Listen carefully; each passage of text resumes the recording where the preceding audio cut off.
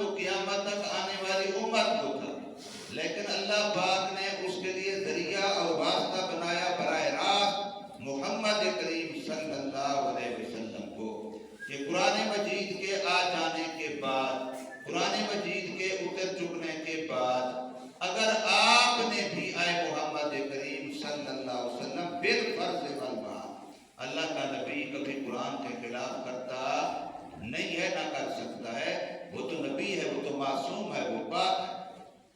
ہم سے غلطی ہو سکتی ہے، ہم چوک سکتے ہیں، ہم خطا کر سکتے ہیں، لیکن اللہ کا نبی تو معصوم اور پاک ہے، وہ تو خلاف شریعت، خلاف قرآن کر سکتا ہی نہیں ہے۔ معصوم کا معنی یہ ہے اللہ نے کو پاک بنایا ہے گناہ سے، غلطی سے۔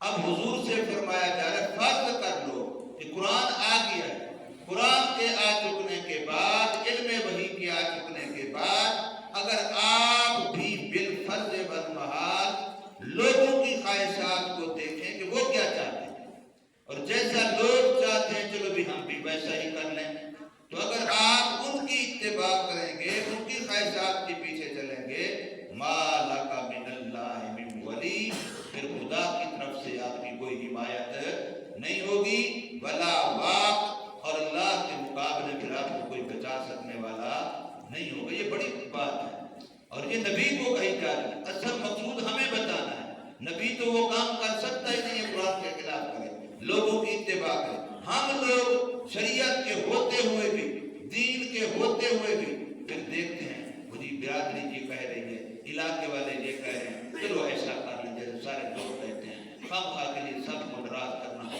اچھی بات نہیں ہے، لوگ کیا کہیں گے، یہ ہم کرتے ہیں۔ ورنہ میں نے اگلے دن واقعہ سنایا تھا شاید کہ حضرت مغیرہ بن شعبہ رضی اللہ تعالیٰ عنہ صرف 6 مہینے ہوئے تھے مسلمان ہوئے، صرف 6 مہینے۔ ہم جدی جدی باپ دادے نسل در نسل مسلمان ہیں، وہ صرف 6 مہینے ہوا ہے کفر سے اسلام میں داخل ہوا۔ آگے صلح حدیبیہ والا موقع پیش آ گیا، اب یہ رسول اللہ صلی اللہ علیہ وسلم کا گن مین بن کے، چہرہ لپیٹ کے، تلوار ہاتھ میں لے کے حضور کی حفاظت کے لیے کھڑا ہے۔ ادھر سے لوگ آ رہے ہیں حضور کے ساتھ صلح حدیبیہ کے موقع پر، مذاکرات ہو رہے ہیں، اس سال عمرہ نہ کرو، اس سال تم واپس چلے جاؤ، اگلے سال عمرہ قضا کر لینا، اور فلاں 10 سال کا معاہدہ ہو رہا ہے کہ آپس میں ہم جنگ نہیں کریں گے۔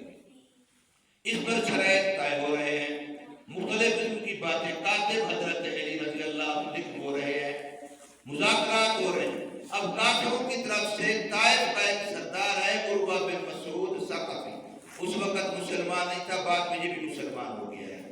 وہ کافروں کی طرف سے نمائندہ بن کے وہ آیا ہوا ہے، حضور صلی اللہ علیہ وسلم سے وہ بات کر رہا ہے۔ بات کرتے کرتے وہ حضور کی منت کرنے کے لیے، لجاجت کرنے کے لیے حضور کی داڑھی کی طرف ہاتھ لے جاتا ہے کہ میں آپ کی داڑھی کو ہاتھ لگاتا ہوں، مہربانی کرو ہماری بات مان لو۔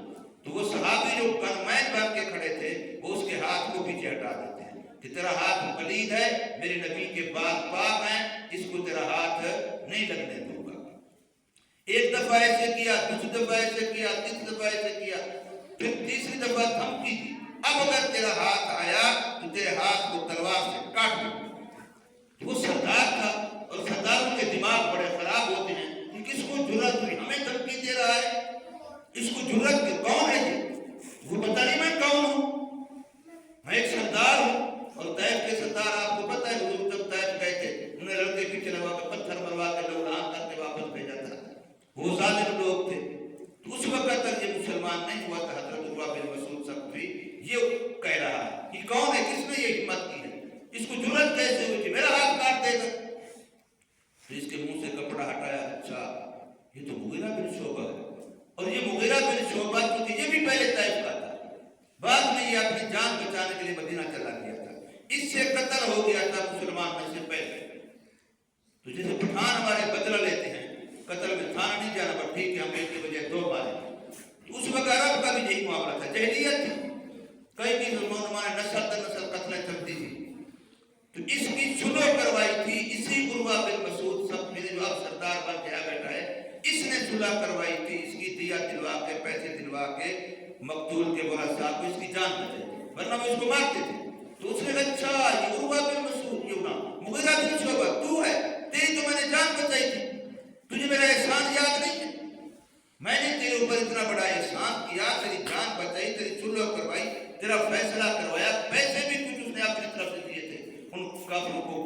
مقتولوں کو دیت کے طور پر، تو میں نے تیرے اوپر احسان کیا اور تو کہہ رہے میں تیرا ہاتھ کاٹ دوں گا۔ تو یہاں جو جملہ کہا ہے حضرت مغیرہ بن شعبہ نے، ہم مسلمانوں کو وہ یاد رکھنا ہے۔ انہوں نے فرمایا بات احسان کی نہیں ہے، بات ایمان کی ہے۔ بات احسان کی نہیں ہے، بات ایمان کی ہے۔ کاش کہ ہم یہ جملہ یاد رکھیں، جب بھی کوئی معاملہ آ جائے تو ہم کہیں بات ایمان کی ہے۔ میرے بیٹے کی شادی ہے، بات ایمان کی ہے۔ فلاں معاملہ ہے، بات ایمان کی ہے۔ ایمان پہلے ہے، باقی سارا معاملہ بعد میں ہے۔ برادری بھی بعد میں ہے، دوستی بھی بعد میں ہے، فلاں تعلق بھی بعد میں ہے، فلاں تعلق بھی بعد میں ہے۔ کوئی ایمان سے پہلے نہیں ہے، ایمان پہلے۔ اگر ایمان نہ ہوا تو بچہ کیا ہے ہمارے پاس؟ تو اس لیے فرمایا کہ اے محمد کریم صلی اللہ علیہ وسلم فرض کر لو۔ ہو سکتا نہیں ہے کہ اگر آپ بھی ان بے دین لوگوں کی خواہشات کے پیچھے لگ گئے اور آپ نے بھی کہا چلو یہ لوگ یوں راضی ہوتے ہیں، ان کو خوش کرنا ہے، ان کو ناراض نہ کریں، تو پھر آپ کا بھی کوئی حمایتی اور اللہ کے مقابلے میں آپ کو کوئی بچانے والا نہیں ہوگا۔ اب رمضان مبارک قریب ہے۔ اب رمضان آتا کس لیے ہے؟ ہماری زندگی میں کتنی مرتبہ رمضان ہے؟ ہر میں سے ہر ایک دیکھیں، لیکن آیا ہم نے رمضان سے پایا کیا؟ ایک بہت بڑی مثال ہے، ہمارے کتنے فیصل آباد میں تاجر ہیں، تو سیزن آ جائے ہر کوئی چیز کا، ایک بندہ جرابوں کا کام کرتا ہے، جرابوں کا سیزن آ گیا، ایک بندہ فلاں کام کرتا ہے، اس کا سیزن آ گیا، اور سیزن گزر جائے لیکن اس کا حال ویسا ہے، اس کا کاروبار نہ چلے تو کتنا ارمان ہوتا ہے یار سیزن اس بار لگا ہی نہیں ہے۔ لنڈے والوں کا سیزن لگے بیچارے سارا سال پریشان رہتے ہیں۔ رمضان ہمارا بخشش کا، نیکی کا، تقوی کا سیزن ہے۔ کتب علیکم الصیام کما کتب علی الذین من قبلکم لعلکم تتقون۔ تقوی کے لیے رمضان آیا۔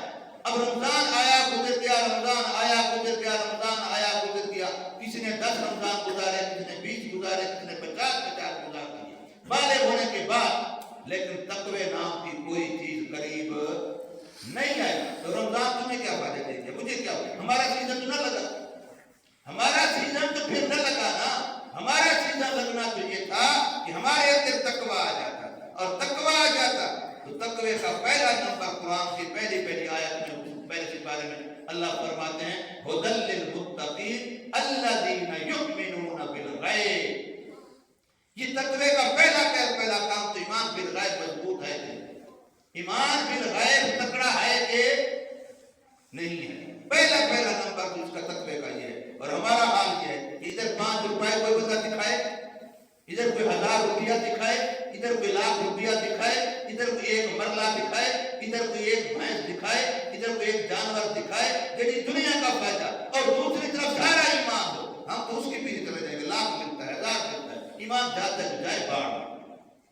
ہم تو جھوٹ بھی بولنے کے لیے تیار ہیں، گواہی دینے کے لیے جھوٹی تیار ہیں، قسم اٹھانے کے لیے تیار ہیں۔ تو ہمارے رمضان ہمیں تقویٰ کیا دے کے گئے؟ کبھی سوچا ہے ہم؟ مشہور واقعہ میں نے کہیں سنایا تھا کہ وہ اپنا ہارون الرشید بادشاہ اور اس کی بیوی کا نام زبیدہ، وہ زبیدہ اپنی سہیلیوں کے ساتھ جا رہی ہے، آگے دیکھا بہلول اس وقت کا مجذوب آدمی تھا، نیک آدمی تھا، مجذوب تھا، اللہ والا تھا۔ دیکھا مجذوب جنگل میں بیٹھا ہے اور وہ مٹی کے چیزیں بنا رہا ہے، جیسے پاؤں اندر گھسا کے مٹی کے اوپر مٹی کو تھک تھپا کے کوٹھا بنا لیتے ہیں، یہ ہمارا مکان کمرہ بن گیا ہے، بچے کھیل رہے ہوتے ہیں۔ تو مجذوب ایسا کر رہا، زلیخا کو سہیلیوں نے کہا چلو اس سے ذرا تفنن کر لو، گپ شپ لگا لو، ہنسی مذاق کر لو۔ کیا کر رہا ہے؟ مکان بنا رہا ہوں۔ کیا کرے گا؟ بیچوں گا۔ کتنے میں دے گا؟ 2 درہم میں دوں گا۔ اس نے ہنسی مذاق میں 2 درہم دے دیے، مکان میرا ہو گیا۔ ٹھیک ہے، مکان گزارے کیا کرنا، چھٹی کی وہ ختم ہو گئی۔ یہ چلے گئے، پیچھے ہارون آ رہا ہے اپنے 9 لشکر کے ساتھ۔ اس نے بھی دیکھا بہلول بیٹھا ہے، چلو بیچ سے ذرا گپ شپ لگا رہے، ایک آدمی ہے۔ گئے، بہلول کیا کر رہا ہے؟ مکان بنا رہا ہے۔ کیا کرے گا؟ بیچوں گا۔ تو پاگل کہیں گا، ان کو کون خریدے گا؟ یہ کہے کہ چلے گئے۔ اگلی رات آ گئی، ہارون رشید سویا، نیک آدمی تھا ہارون رشید، بڑا نیک بادشاہ ہوا ہے، سویا ہوا ہے، رات کو خواب دیکھتا ہے، خواب میں جنت کی سیر کر رہا ہے، جنت میں ایک مکان دیکھا، محل دیکھا، اس میں نام لکھا ہوا ہے زبیدہ۔ حیران، زبیدہ میری بیوی ہے، یہ اس کا مکان ہے؟ ہاں جی اسی کا مکان ہے۔ چلو جی میں ذرا دیکھتا ہوں، اندر جا کے نہیں جانے دیں گے۔ کیوں؟ تو بیوی کے دنیا کے مکان میں جا سکتا ہے، بیوی کے جنت کے مکان میں اس کی اجازت کے بغیر نہیں جا سکتا۔ آنکھ کھل گئی، آنکھ کھل گئی، عقل میں بات ہے تو فوراً لوگ ڈاکٹر کہتے ہیں نکلو جنگل میں، بہلول کو تلاش کرتے ہیں۔ میری بیوی نے کل مکان خرید لیا، اس کا مکان میں نے جنت میں دیکھ لیا تو میں بھی خریدتا ہوں۔ کل تو ہم نے مذاق سمجھی، اب تلاش کیا، اس کو گھوم گھام کے مل گیا بہلول۔ کیا کر رہا ہے؟ مکان بنا رہا ہوں۔ کیا کرے گا؟ بیچوں گا۔ چلو ایک مکان کتنے کا دے گا؟ کہتے تیرے بس میں نہیں ہے خریدنا، تیرے بس میں نہیں ہے۔ کیوں نہیں میرے بس میں؟ کل تو کرے 2 درہم کا، اور میں وہ کل تھا، آج تیری ساری بات صحیح بھی لگے تو مجھے مکان نہیں ملے گا۔ کیوں؟ فرمایا تو کل سودا تھا ان دیکھا، آج سودا ہے تو نے خواب میں دیکھ لیا، دیکھ کے کر رہا ہے۔ ایمان بالغیب ہوتا ہے، ایمان دیکھ کے نہیں ہوتا۔ ایمان بالغیب ہوتا ہے، ایمان دیکھ کے نہیں ہوتا۔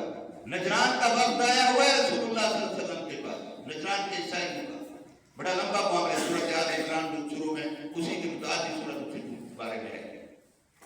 تو نجران کا وقت آیا ہوا ہے رسول اللہ صلی اللہ علیہ وسلم کے پاس، آپ سے کچھ باتیں پوچھ رہے۔ عیسیٰ علیہ السلام کو وہ خدا مانتے ہیں یا خدا کا بیٹا مانتے ہیں، خدائی میں شریک تینوں میں سے تین، یہ خدا مانتے ہیں، ان کا نظریہ ہے۔ اس پر کافی لمبا چوڑا مناظرہ ہوتا رہا، لاجواب ہوئے، مسلمان ہو گئے، بات مان لی۔ آگے رسول اللہ صلی اللہ علیہ وسلم سوال کرتے ہیں، ہم نے اپنا نظریہ عقیدہ مذہب چھوڑ دیا، آپ کا دین اختیار کر لیا، اب ہمیں بتاؤ ہمیں اس دین میں آنے پر ملے گا کیا؟ ہم جو مسلمان ہو گئے تو ہمیں ملے گا کیا؟ تو رسول اللہ صلی اللہ علیہ وسلم نے خود جواب نہیں دیا، حضرت علی کو فرمایا علی کھڑے ہو جاؤ، ان کو بتاؤ ایک مسلمان کو مسلمان ہونے پر اللہ کیا دیتا ہے؟ حضرت علی کھڑے ہو گئے، مسلمان کی موت کیسے آتی ہے، مسلمان کی قبر کیسے ہوتی ہے، مسلمان کا حشر کیسے ہوگا، مسلمان کو صراط سے کیسے گزرے گا، مسلمان کو وہاں لوائے حق کا جھنڈا کیسے نصیب ہوگا، وہاں حضور صلی اللہ علیہ وسلم کے حوض کوثر سے اس کو کیسے پینا ملے گا، جنت میں کیا ملے گا۔ حضرت علی فر بیان کرتے جا رہے ہیں اور بڑی روانگی سے، بڑے پراعتماد لہجے میں ایسی تقریر کی کہ وہ دیکھ کے حیران ہو گئے۔ جب حضرت علی نے بات ختم کی تو ان میں سے ایک کہنے لگا بات تو ایسی تھی جیسے معلوم ہوتا ہے یہ خود مر رہا ہے اور یہ سارا کچھ دیکھ کے آیا ہے، اس انداز سے بیان کر رہا ہے، اتنے یقین سے، اتنے روانگی سے، اتنے پراعتماد لہجے سے، جیسے معلوم ہوتا ہے مر کے قبر کے سارے حالات دیکھ کے آیا، حشر کے دیکھ کے آیا، صراط سے گزر کے آیا، جنت کو دیکھ کے آیا، ایسے بیان کر رہا ہے۔ حضرت علی نے فرمایا اگر میں دیکھ کے بھی آتا تو مجھے اتنا یقین نہ ہوتا جتنا میں نے بن دیکھے محمد صلی اللہ علیہ وسلم کی زبان سے سن کے مانا۔ یہ ایمان بالغیب ہے، یہ ایمان بالغیب ہے۔